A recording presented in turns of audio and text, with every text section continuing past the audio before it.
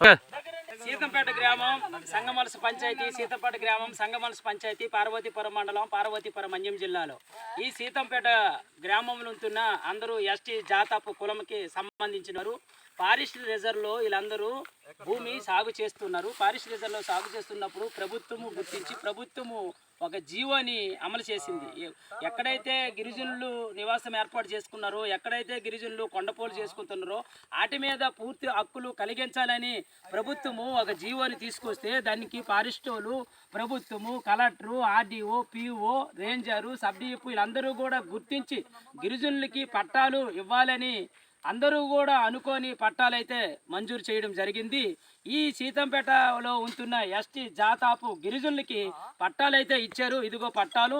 ఈ పట్టాలు ఇచ్చిన భూముల మీదే గిరిజనులు సాగు చేసుకుంటున్నారు, జీడి వేసుకుంటున్నారు. అందరూ జీడి తోటలు అయితే వేసుకున్నారు. ఈ జీడి పంట వస్తే వాళ్ళ జీవన విధానం, లేకపోతే ఆకలి సాగులతో ఊర్లో అలజడిల్తున్న పరిస్థితి ఉంది. ఈ భూముల మీద కూడా ఫారెస్ట్ అధికారులు పట్టాలు కూడా ఇచ్చి ఫారెస్టోలు కూడా దీనికి ఆమోదించినట్టుగా ప్రభుత్వము ఫారెస్టోలు కలిసి పట్టాలు ఇచ్చారు.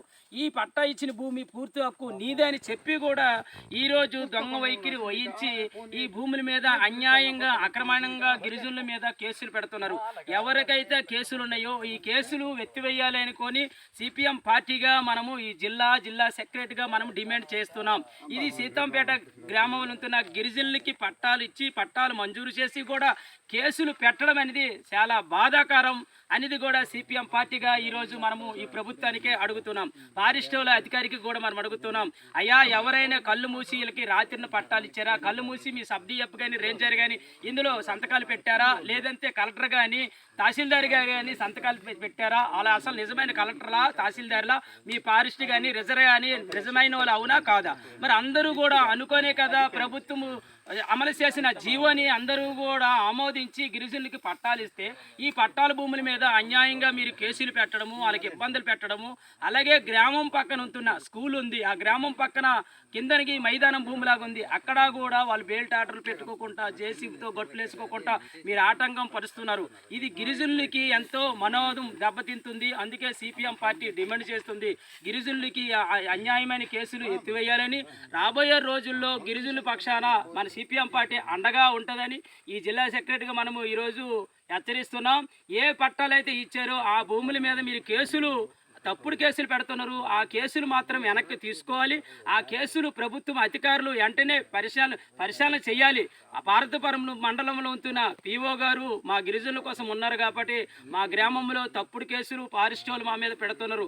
అయ్యా, మీరు ఇప్పటికైనా గుర్తించి ఏ పట్టాలైతే మాకు ఇచ్చారో, ఏ పట్టా భూముల్లో మేము సాగు చేసుకొని ఉన్నామో, ఇదిగో జీడేసుకొని ఉన్నామో, ఇప్పటికి కూడా ఫారెస్టోలు మాకు వేధిస్తూనే ఉన్నారు. తక్షణమే పిఓ గారు గుర్తించి మా మీద ఉన్న కేసులు ఎత్తివేయాలని కూడా సిపిఎం పార్టీ ఈ గ్రామస్తులందరికీ అండగా ఉంటాం. మీకు ఎప్పుడు కూడా భయపడొద్దని గ్రామస్తులకి మనం భరోసా ఇస్తున్నాం. ఈ కేసులు ఎత్తినంత వరకు మనం పోరాడతాం. కేసులు రద్దు చేసినంత వరకు పోరాడతాం. కేసులు ఎత్తివేసినంత వరకు పోరాడతాం. సాగు చేస్తున్న భూములు అసలు విడిచిపెట్టాం. సాగు చేసిన భూములు అసలు విడిచిపెట్టాం. అన్యాయం కేసులు ఎత్తివేయాలి. అన్యాయం కేసులు ఎత్తివేయాలి. కేసులు రద్దు చేసినంత వరకు పోరాడతాం. కేసులు రద్దు చేసినంత వరకు పోరాడతాం.